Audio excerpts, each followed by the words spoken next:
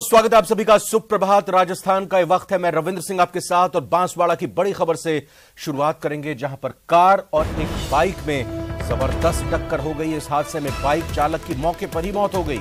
Car चालक मौके से फरार हो गया है। गुस्साए लोगों ने कार में आग लगा दी है। शव को अस्पताल में रखा गया है। आप इन एक्सक्लूसिव तस्वीरों को न्यूज 18 राजस्थान पर देख सकते हैं, कैसे ये कार आग के गोले में तब्दील हो गई। धू धू कर ये कार जल उठी। दरअसल लोगों का गुस्सा इस कदर बढ़ गया कि उन्होंने इस दुर्घटना करने वाली कार को आग के हवाले कर दिया। कार और बाइक में टक्कर हो गई। मौके पर ही बाइक सवार शख्स की मौत हो गई है। बांसवाड़ा की एक घटना है। जबरदस्त ये टक्कर थी जिसमें बाइक सवार की मौके पर ही मौत हो गई। कार चालक कार छोड़कर मौके से फरार हो गया। लोगों में गुस्सा इतना, आक्रोश इतना कि उन्होंने इस कार को आग के हवाले कर दिया। शव को फिलहाल अस्पताल में रखा गया है।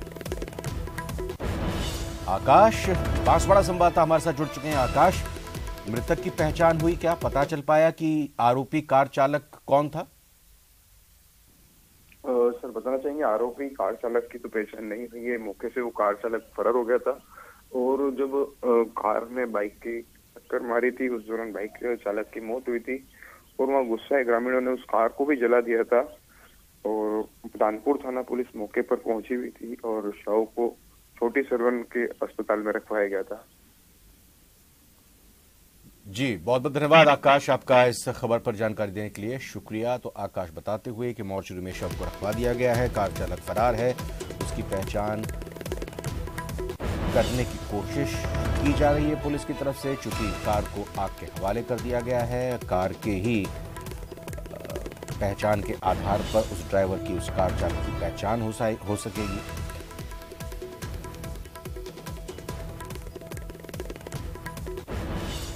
और यह खबर 12 से है, जहां पर पीएफआई मामले में एनआईए ने पहली चार्जशीट पेश कर दी है। कोटा के मोहम्मद आसिफ और 12 के सादिक सर्राफ के खिलाफ यह चार्जशीट पेश की गई है। चार्जशीट से अहम खुलासे हुए हैं। देश में धार्मिक उन्माद फैलाने की साजिश रचने का इन आरोपियों पर आरोप लगाया गया है। इस्लामिक शासन स्थापित करने के लिए युवाओं को भड़काने का भी इन पर इस चार्जशीट में आरोप दायर किया गया है। साथ ही टेरर फंडिंग का भी इन पर आरोप है। दो बड़े आरोप इन पर लगे हैं। 12 से ये बड़ी खबर, जहां पर पीएफआई मामले में एनआईए ने पहली चार्जशीट दायर कर दी है, पहली चार्जशीट पेश कर दी है। और इसके मुताबिक कोटा के मोहम्मद आसिफ और 12 के सादिक सर्राफ, ये दो आरोपी जिन पर कई संगीन आरोप इस चार्जशीट में लगाए गए हैं। पेश करते वक्त चार्जशीट से खुलासा हुआ है कि देश में धार्मिक उन्माद फैलाने की इनकी मंशा थी, साजिश रचने का इन पर आरोप, और साथ ही साथ इस्लामिक शासन स्थापित करने की इनकी मंशा थी, युवाओं को भड़काने की इनकी कोशिश थी। इसके अलावा टेरर फंडिंग का भी इन पर आरोप है।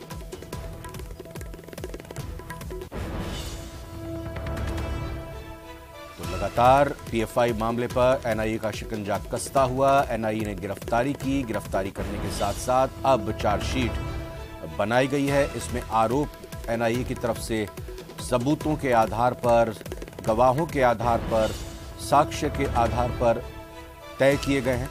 12 संवाददाता विपिन हमारे साथ जुड़ चुके हैं। विपिन, बहुत ही गंभीर आरोप इस चार्जशीट में एनआईए की तरफ से इन दो आरोपियों के ऊपर लगाए गए हैं। बैकग्राउंडर जरूर बताइएगा इस पूरे मामले का, लेकिन पहले जो फिलहाल चार्जशीट की मुख्य बातें हैं वो बताएं। बिल्कुल, चार्जशीट में आरोप यही है दोनों पर कि दोनों जो है मुस्लिम, जो भोले वाले मुस्लिम युवा थे, उनको भड़का रहे थे। भड़काकर उनको 2047 तक दिमाग में उन भोले वाले युवाओं को डाला गया था कि यह देश जो है मुसलमानों को यहाँ से हटाया जाएगा, मुसलमानों के रहने लायक नहीं है इस देश, इसलिए इस देश को 2047 तक मुस्लिम राष्ट्र बनाना है। ऐसे में उन भोले वाले युवाओं को हथियारों की ट्रेनिंग दिया जा रहा था और उनकी ट्रेनिंग की प्रशिक्षण जो वो शुरू भी कर दी गई थी। और साथ ही उस ट्रेनिंग के लिए जो हथियार चाहिए थे और जो विस्फोटक सामग्री चाहिए थी, उसके लिए भी जो है धन इकट्ठा करने की बात इस चार्जशीट में निकल कर आई है। और सीधा सा टारगेट यही था कि किसी भी तरह धार्मिक भावनाएं बढ़ के धार्मिक उन्माद हो, संप्रदायों में जो है वो हिंसा बढ़े। तो कुल मिला के एक बड़ी साजिश, जो मुख्य बातें एनआईए की यही बातें हैं कि धर्मों को लड़ाकर देश को मुस्लिम राष्ट्र बनाना है। तो पीएफआई की इस इसी साजिश का जो है चार्जशीट में निकलकर ये बात मुख्यतः सामने आई है। और ये पीएफआई जब युवाओं को भड़काने वाली चीजें और इनसे दंगा भड़काने या आतंकी ट्रेनिंग की तरह कह दीजिए, जब धार्मिक भावनाएं भड़कानी है तो एक आतंकी ट्रेनिंग की तरह इनको ट्रीट कर रहे थे।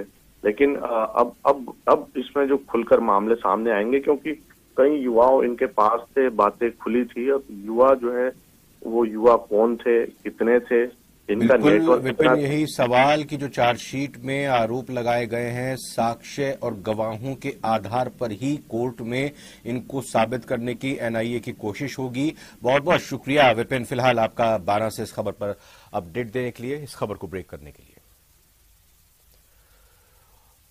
और ये बड़ी खबर जैसलमेर से आ रही है, जहां पर अवैध खनन पर जिला प्रशासन की बड़ी कार्रवाई देखने को मिली है।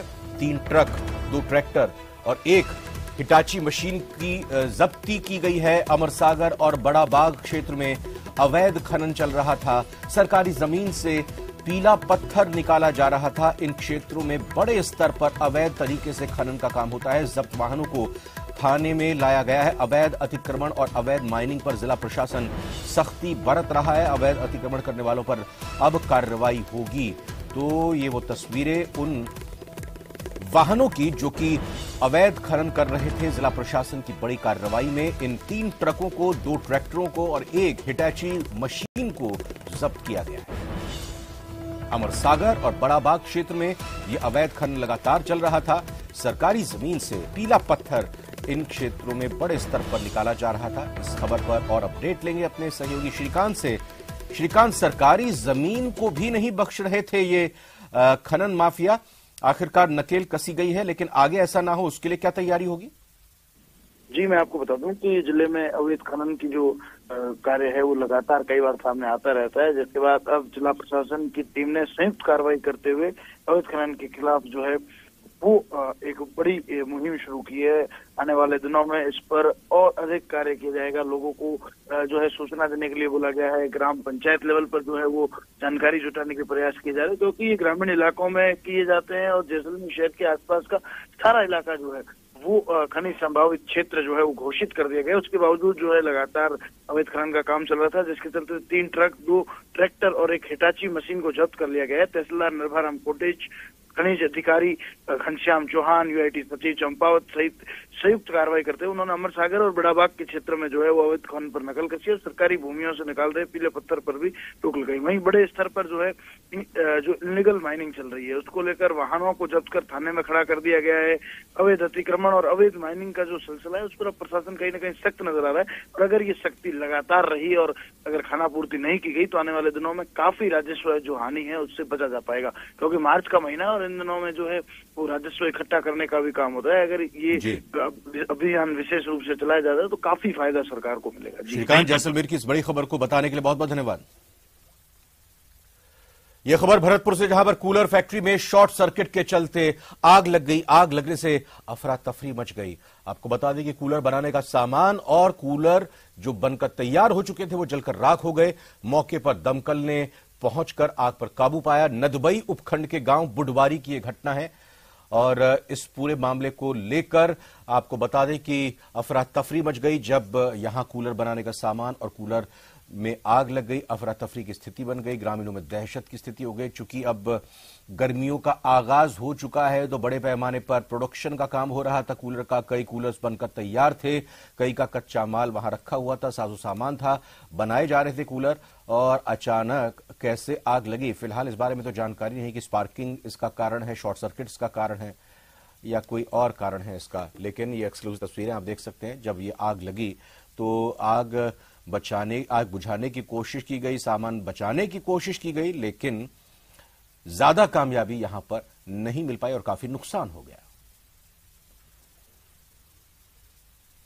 राजस्थान विधानसभा की कार्यवाही का आज 18वां दिन है। सुबह 11 बजे विधानसभा की कार्यवाही शुरू होगी। प्रश्नकाल के साथ यह कार्यवाही शुरू होगी और आज विपक्ष भारी हंगामा कर सकता है विधानसभा की कार्यवाही के दौरान। आपको बता दें कि सदन में अनुदान की मांगों पर चर्चा जारी रहेगी, जो कल भी हुई थी। सदन में ध्यान आकर्षण प्रस्ताव पर भी चर्चा होगी।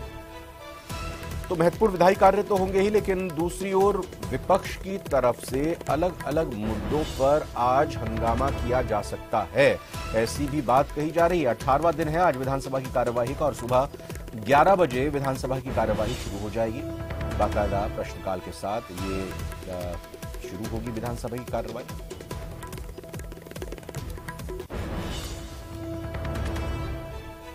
शीतला अष्टमी का त्योहार आज शीतला माता के मंदिरों में दौसा में भी महिलाओं की लंबी लंबी कतारें लगी हुई हैं। ठंडे पकवानों का भोग लगाने के लिए मंदिरों में महिलाएं पहुंची हुई हैं सुबह से ही। सुबह माता के मंदिरों में श्रद्धालुओं की भीड़ उमड़ पड़ी। आज ठंडे पकवानों का भोग लगाया जा रहा है। आज गर्म भोजन नहीं बनेगा, ठंडे पकवानों को ही माता के प्रसाद के रूप में लोग उसका भोग करेंगे, उसका सेवन करेंगे। और ये आप चेहरे पर मुस्कुराहट देख सकते हैं श्रद्धालुओं के, कैसे शीतला माता के मंदिरों में ये उमड़े हुए हैं और भोजन अर्पित करके, ठंडा शीतल भोजन अर्पित करने के बाद ये प्रसाद के तौर पर इसे पूरे परिवार के साथ ग्रहण। उदयपुर से बड़ी खबर, जहां पर खून से लथपथ विवाहिता का शव मिला है। सवीना इलाके में यह शव मिला है महिला का। घर में ही बेसुध हालत में विवाहिता का पति वहां मिला। क्षेत्र में इस खबर के पहुंचते ही हड़कंप मच गया। जैसे खबर फैली, इलाके के लोग सदमे में आ गए। पति पर हत्या की आशंका जताई जा रही है। पुलिस ने पति को हिरासत में ले लिया है, उससे पूछताछ की जा रही है। घटना की सूचना मिलते ही मौके पर पुलिस पहुंची। पुलिस ने घटनास्थल का मुआयना किया। एफएसएल की टीम को भी मौके पर बुलाया।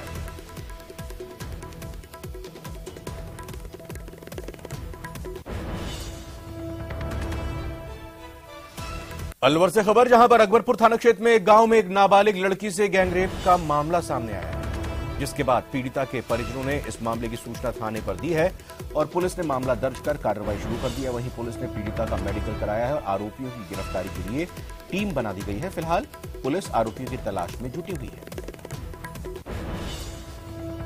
अलवर की खबर आपको बता रहे हैं। अकबरपुर थाना क्षेत्र के गांव में एक नाबालिग लड़की से गैंगरेप का मामला सामने आया है, जिसके बाद पीड़िता के परिजनों ने इस मामले की सूचना थाने पर दी है। पुलिस ने मामला दर्ज करवा दिया है और कार्रवाई शुरू कर दी। उसके साथ में 2 लड़कों ने बलात्कार किया है और हमने एफआईआर दर्ज कर ली है। तो लड़की के बयान दे दिए पीड़िता के, तो बाकी आगे माननीय न्यायालय में बयान करवाए जाएंगे। उसके बाद में अनुसंधान में जो स्थिति आती है उसके अनुसार कार्रवाई करेंगे। और आइए अगली खबर का रुख करते हैं। यह खबर चूरू से है, जहां पर सुजानगढ़ के जमालपुरा क्षेत्र के लोग आरएलपी नेता जावेद, कांग्रेस नेता रफीक के नेतृत्व में नगर परिषद पहुंचे और आयुक्त कमलेश कुमार से मोहल्ले से पानी की निकासी की मांग की। लोगों ने बताया कि कई गोदामों में पानी चले जाने की आशंका है, इसलिए जल्द से जल्द पानी की निकासी की जाए। सभापति ने जल्द समाधान का आश्वासन दिया है, जिस पर लोगों ने कहा है कि 2 दिनों में समाधान नहीं होने पर वो लोग एक बार फिर से प्रदर्शन करेंगे। दरअसल जमालपुरा क्षेत्र का पानी चूरू जिले से नागौर जिले के खानपुर क्षेत्र में जाता है, इसीलिए 2 जिलों के बीच ये मामला फंसा हुआ है। में भी ग्रामीण क्षेत्र है, वहाँ का पूरा पानी भी एक नाले के मार्फत में एक खेत खातेदार के खेत में जाता था, जो उसके द्वारा उसको बंद कर दिया गया। बंद करने की वजह से अब जल भराव की स्थिति हो गई है। इसकी निकासी के लिए हमने उस खातेदार से खेत को किराए पे लेकर के वहाँ पे नया पंप हाउस बनाने का कार्य किया गया था, चालू किया था, लेकिन वहाँ के सरपंच द्वारा इस कार्य को रुकवा दिया गया है। अब वहाँ पे जैसे उस खातेदार के पास में कन्वर्जन को लेकर के एक पत्र आया था, जिस पर कन्वर्जन के लिए भी वहाँ पत्रावली लगा दी गई है। जैसे ही कन्वर्जन हो जाएगा उसके बाद में उस पंप हाउस का कार्य चालू कर दिया जाएगा। श्री गंगानगर नगर परिषद सभागार में मंगलवार को हंगामे के बीच 186 करोड़ रुपए का बजट पारित हो गया है। कई मुद्दों को लेकर पक्ष विपक्ष के पार्षद आमने सामने आ गए। इस दौरान पार्षदों ने सड़क, बिजली और पानी से जुड़े हुए मुद्दे उठाए। भवन निर्माण के समय मलबा उठाने का शुल्क परिषद की ओर से उठाने पर पार्षद आपस में ही उलझ गए। पार्षद कमला बिश्नोई की पार्षद जगदीश घोडेला से बहस हो गई। मामला इतना बढ़ा कि पार्षदों को बीच बचाव करना पड़ा।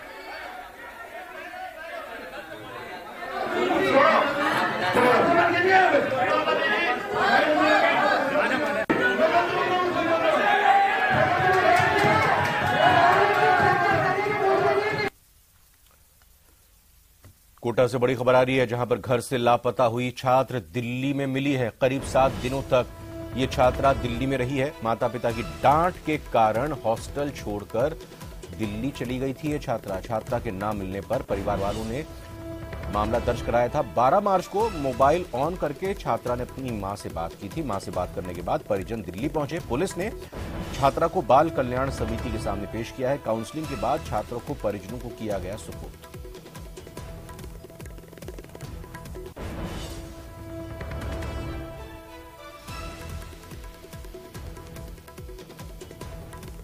बालिका मानसिक तनाव में थी। 4 मार्च को उसके माता पिता ने फोन किया और उसे पढ़ाई करने के लिए दबाव बनाया। इससे बालिका डर गई और माता पिता ने कहा कि उसके मामा को लेने भेज रहे हैं। 5 तारीख को बालिका बिना किसी को बताए चली गई हॉस्टल से और बस स्टैंड पहुंचकर कोटा से जयपुर के लिए रवाना हो गई।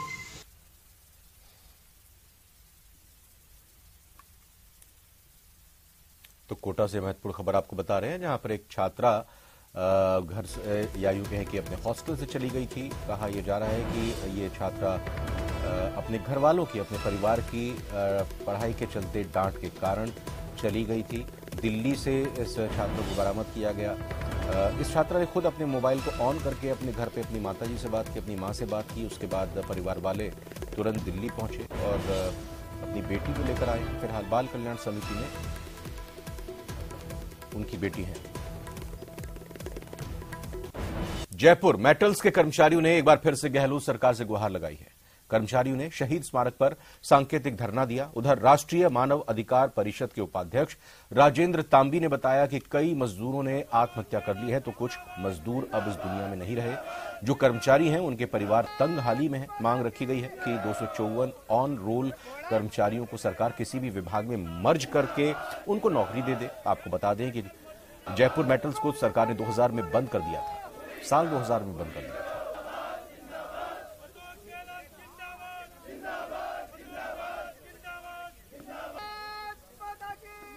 जो ऑन रोल कर्मचारी बच गए उनको करीब 254 करीब है, उनको नियुक्ति दे राजस्थान सरकार, कहीं भी समायोजित करे। और बाकी ग्रेजुएटी पीएफ जिन लोगों के भी सेवानिवृत्ति तक के बाकी हैं, देने हैं, पेंडिंग है, वो सब दे। 2000 से बेरोजगार है।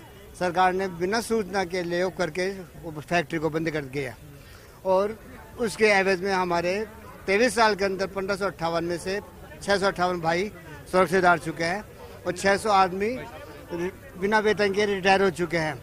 और हमारी सरकार से इतनी सी प्रार्थना है कि हमारी सभी मजदूर भाइयों को 1558 मजदूरों को सरकार की जो भी नियम है उसके अनुसार सरकारी हिसाब से पैसा दिलाया जाए। भरतपुर जिले में जलदाय विभाग की लापरवाही के चलते लोग पानी की बूंद बूंद को तरस रहे हैं। सेवर पंचायत समिति के कई गांवों के लोग अपने घरों से करीब 2 से 3 किलोमीटर दूर जाकर पानी लेकर आते हैं, लेकिन फिर भी पानी की पूर्ति नहीं हो पाती है। और दूसरी तरफ सिस्टम की लापरवाही से हजारों लीटर पानी व्यर्थ बह रहा है। उज्जैन रुदावल सड़क मार्ग के सहारे आ रही पानी की पाइपलाइन में कई जगह लीकेज है और वहां हजारों लीटर पानी व्यर्थ बह रहा है, लेकिन उसे अभी तक दुरुस्त नहीं किया गया है। दूसरी तरफ लोग पानी की बूंद बूंद को तरस रहे हैं, लेकिन उनको पानी नहीं पहुंचाया जा रहा है। ये पहले तो मैं सरकार से ये निवेदन करना चाहूँगा, जिला प्रशासन से भी ये निवेदन करना चाहूँगा कि गर्मी का प्रकोप इस बार भयानक रहेगा, क्योंकि गर्मियाँ समय से पहले आ रही हैं और पश्चिमी विक्षोभ की भी कोई प्रॉपर जानकारी मिल नहीं पा रही है। बरसात होने के चांसेस वगैरह कुछ बता रहे हैं, पर ऐसा कुछ लग नहीं रहा है मौसम को देखते हुए। तो गर्मियों में पानी की जो किल्लत रहेगी उसके लिए प्रशासन से निवेदन है कि हर घर पानी पहुंचे प्रॉपर तरीके से। जालोर में डीएसटी और कोतवाली थाना पुलिस ने छापेमारी करके देह व्यापार का खुलासा किया है। पुलिस ने मौके से मकान मालिक, 3 युवकों और 3 महिलाओं को गिरफ्तार किया। जानकारी जो मिल रही है उसके मुताबिक पुलिस को मुखबिर से दुकान की आड़ में देह व्यापार की सूचना मिली थी। इस पर पुलिस ने बोगस ग्राहक भेजकर मामले की पुष्टि की और मकान पर दबिश देकर देह व्यापार का भंडाफोड़ कर दिया। मिल रही थी कि जालोर में इस्पात की आड़ में अन्य जगह देह व्यापार का कार्य चल रहा है। इसी शिकायत के आधार पर SP ma'am Kiran Sidhu madam और additional SP madam Kapil Jainiya madam ने के निर्देशन में एक टीम गठन कर उसके खिलाफ सख्त कार्रवाई करने के लिए अभियान चलाया। उसी के तहत हमने एक मुखबिर मामूल की और एक टीम गठन कर हमें सूचना मिली कि केसमुना रोड पे देह व्यापार का कार्य चल रहा है। उसी के तहत हमने कल एक टीम बनाई, डिकॉय ऑपरेशन किया। उसके आधार पे दबिश देके 4 पुरुषों और 3 महिलाओं को देह व्यापार करते हुए पकड़ा। जालोर के सांचौर से एनसीबी ने एक बड़ी कार्रवाई को अंजाम दिया है। एनसीबी दिल्ली, नीमच और जयपुर की टीम ने छापा मारा है। सांचौर में 2 मेडिकल और 2 गोदामों पर कार्रवाई हुई है। यहां भारी मात्रा में नशीली दवाइयों को जब्त किया गया है, जिनकी कीमत करीब 5 करोड़ रुपए बताई जा रही है। मामले में एनसीबी ने 2 भाइयों को भी गिरफ्तार किया है। तो जालौर से खबर, जहां सांचौर में एनसीबी ने बड़ी कार्रवाई को अंजाम दिया है। एनडीपीएस दवाइयां रिकवर हुई हैं और एक तरीके की नहीं है, काफी सारी मेडिसिन रिकवर हुई है। सर, कितने तरह की नशीली दवाइयां हैं, क्वांटिटी हुई है? क्वांटिटी अगर आप प्रेस नोट के अंदर देख लीजिए, आपको प्रेस नोट मिल जाएगा। क्योंकि क्वांटिटी की अगर आप बात करोगे तो तकरीबन 17-18 टाइप की जो नारकोटिक्स मेडिसिन हैं, आपको प्रेस नोट के अंदर बाकी ब्रीफ आपको मिल जाएगा। सर, कितने लोग अरेस्ट किए हैं? अभी एट प्रेजेंट 2 यहाँ से सांचौर से 2 जने अरेस्ट हुए हैं, जिनके अंदर क्या कहते हैं, इनके दुकानों से और इनके अवैध गोदामों से दवाइयां रिकवर हुई हैं। केंद्रीय नारकोटिक्स ब्यूरो ने बाड़मेर व जालौर जिले के सांचौर में बड़ी कार्रवाई को अंजाम देते हुए करोड़ों रुपए के नशीली दवाइयों के काले कारोबार का भंडाफोड़ किया है।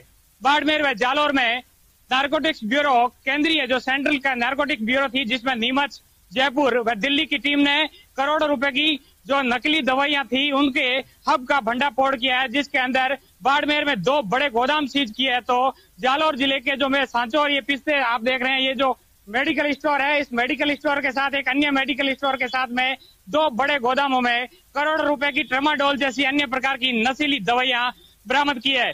श्याम बिश्नोई, न्यूज 18, जालौर। जालौर जिले के सांचौर से एक और खबर है, जहां हैरान करने वाली खबर सामने आई है। यहां प्राइवेट कंपनी का एक अकाउंटेंट ब्लेड को कवर के साथ 2 हिस्सों में बांटकर निकल गया, जिससे उसे खून की उल्टियां होने लगी। दोस्तों ने उसे प्राइवेट हॉस्पिटल पहुंचाया। डॉक्टरों ने सोनोग्राफी किया तो उनके होश उड़ गए। उसके पेट में ब्लेड भरी हुई थी, पूरी बॉडी में सूजन थी, शरीर में कई जगह कट लगे हुए थे। साथ डॉक्टरों की टीम ने ऑपरेशन करके 3 घंटे में पेट के सारे ब्लेड्स निकाल लिए। युवक के अस्पताल में भर्ती होने की जानकारी के बाद परिवार वाले भी पहुंच गए। परिवार की आर्थिक स्थिति भी ठीक है, ऐसे में ब्लेड खाने की बात हैरान करने वाली है।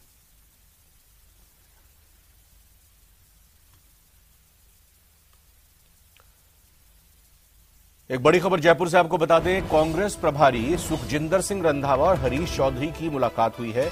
हरीश चौधरी के आवास पर यह मुलाकात हुई है। दोनों के बीच संगठनात्मक और प्रदेश के कई मुद्दों को लेकर बातचीत हुई है। हरीश चौधरी ने मुलाकात का फोटो ट्वीट किया है।